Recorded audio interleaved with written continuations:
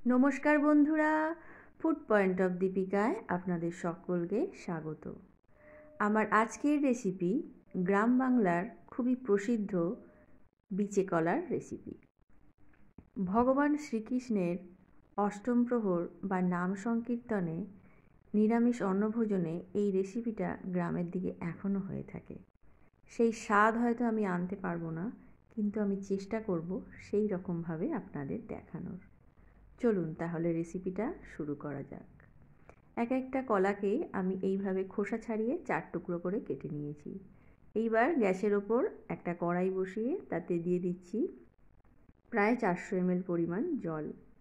জলটা দেওয়ার পর দিয়ে দিচ্ছি স্বাদ অনুযায়ী লবণ, আর দিয়ে দেব 4 ভাগের 1 ভাগ হলুদের গুঁড়ো। এইবার লবণ আর হলুদটাকে ভালো করে জলের সাথে মিশিয়ে নেব। মেশানো হয়ে গেলে যে কলাগুলো আমি কেটে রেখেছিলাম সেটা আমি জলের মধ্যে দিয়ে দিচ্ছি। এখানে একটা কথা, এই কলাগুলো কিন্তু কাটার সময় অবশ্যই জলেতে কাটতে হবে, মানে কাটার পর জলে ডুবিয়ে রাখতে হবে, নইলে কিন্তু কালো হয়ে যাবে। এরপর একটু চামচ দিয়ে এগুলোকে একটু ডুবিয়ে দেওয়ার চেষ্টা করব, যাতে লবণ আর হলুদটা পুরোপুরি লাগতে পারে। এইবার ঢেকে এটাকে 3-4 মিনিট মতো ফুটিয়ে নেব। 3-4 মিনিট পর একটু খুলে দেখিয়ে দিই, কলাটা কিন্তু একদম নরম হয়ে গেছে। এর থেকে বেশি নরম করা যাবে না। এই অবস্থায় গ্যাসের ফ্লেমটাকে বন্ধ করে এটাকে জল ঝারিয়ে নেব। দেখুন, জল ঝারিয়ে আমি একটা থালার মধ্যে তুলে নিয়েছি, আর এই যে বীজগুলো আছে এগুলো আমি সম্পূর্ণ বের করে নেব। সেই জন্য একটা কাঁটা চামচ নিয়ে নিয়েছি, আর এইভাবে যেগুলো দানাগুলো দেখা যাচ্ছে দানাগুলোকে কাঁটা চামচের সাহায্যে বের করে নেব। এতে কিন্তু খাওয়ার সময় খুব ভালো লাগবে।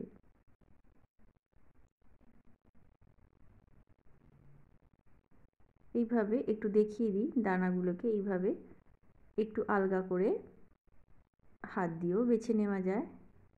খাওয়ার সময় দানাগুলো মুখে লাগলে খুবই খারাপ লাগে, কষা কষা লাগবে, তাই দানাগুলোকে ফেলে দিয়েই আমি রান্নাটা করব।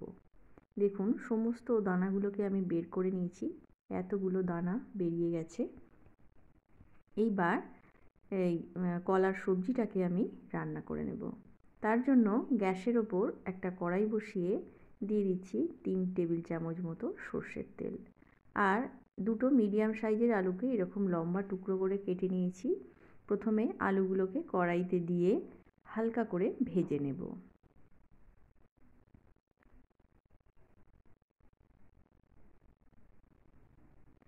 দেখুন, আমার আলুটা ভাজা হয়ে গেছে, আলুটা কিন্তু নরমও হয়ে গেছে। এইবার এটাকে আমি তুলে নিচ্ছি।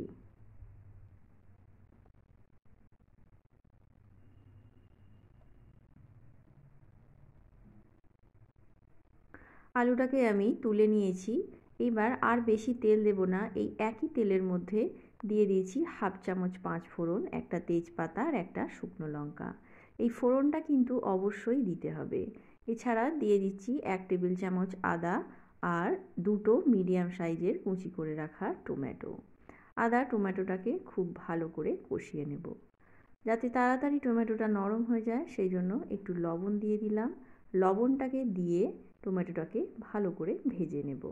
দেখুন, টমেটোটা একদম নরম হয়ে গেছে। এইবার দিয়ে দিচ্ছি 1 চামচ ধনে গুঁড়ো, 1 চামচ জিরে গুঁড়ো, 1/2 চামচ হলুদের গুঁড়ো, আর দিয়ে দিচ্ছি 4 ভাগের 1 ভাগ লাল লঙ্কার গুঁড়ো।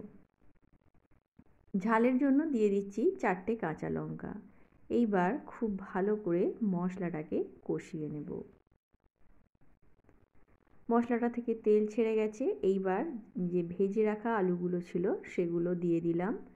এইবার আরও 2 মিনিট মতো ভেজে নেব। তলায় যাতে লেগে না যায় সেই জন্য একটু জল দিয়ে দিলাম। জলটা দিয়ে 2 মিনিট মতো আলুটা কষিয়ে নেব। কষানো হয়ে গেলে যে সেদ্ধ করে রাখা কলাটা আমি এর মধ্যে দিয়ে দিলাম। দিয়ে এটাকেও 1 থেকে 2 মিনিট একটু মশলার সাথে কষিয়ে নেব। এখানে খুবই অল্প তেল মশলা ব্যবহার করে আমি রান্নাটা করছি। আপনারা চাইলে আরও বেশি তেল মশলা দিতে পারেন, অসুবিধে নেই, খেতে কিন্তু বেশি ভালো হবে। দিয়ে দিচ্ছি প্রয়োজন মতো জলটা দিয়ে একটু নাড়াচাড়া করে জলটা ফোটা পর্যন্ত অপেক্ষা করব। এইবার জলটা ফুটে গেলে এটাকে ঢেকে দেব 7 থেকে 8 মিনিটের জন্য। ফিরে আসছি 8 মিনিট পর। 8 মিনিট পর একটু নাড়াচাড়া করে দেখে নেব আলুটা সেদ্ধ হয়েছে কিনা। কলাটা প্রায় 60% মতো সেদ্ধ ছিল। এইবার আলুটাকে দেখে নেব। আলুটা সেদ্ধ হয়ে গেছে, কলাটা তো অবশ্যই সেদ্ধ হয়ে গেছে। এইবার দিয়ে দিচ্ছি 1 চা চামচ চিনি আর 1 চা চামচ গরম মশলা। ভালো করে নাড়াচাড়া করে নিলেই একদম রেডি হয়ে গেল আজকে আমাদের দারুণ টেস্টি বিচে কলার রেসিপি। তো বন্ধুরা, ভিডিওটা কেমন লাগলো? ভালো লাগলে লাইক, শেয়ার ও কমেন্ট করতে ভুলবেন না। আর আমার চ্যানেলে নতুন বন্ধু হয়ে থাকলে চ্যানেলটা সাবস্ক্রাইব করার অনুরোধ রইল। পাশে থাকা বেল আইকনটা প্রেস করে দেবেন যাতে করে আমি চ্যানেলে নতুন কোনো ভিডিও দিলে তার আপডেট আপনি পেতে পারেন। তো আজকের মতো এ পর্যন্তই। ততক্ষণের জন্য নমস্কার।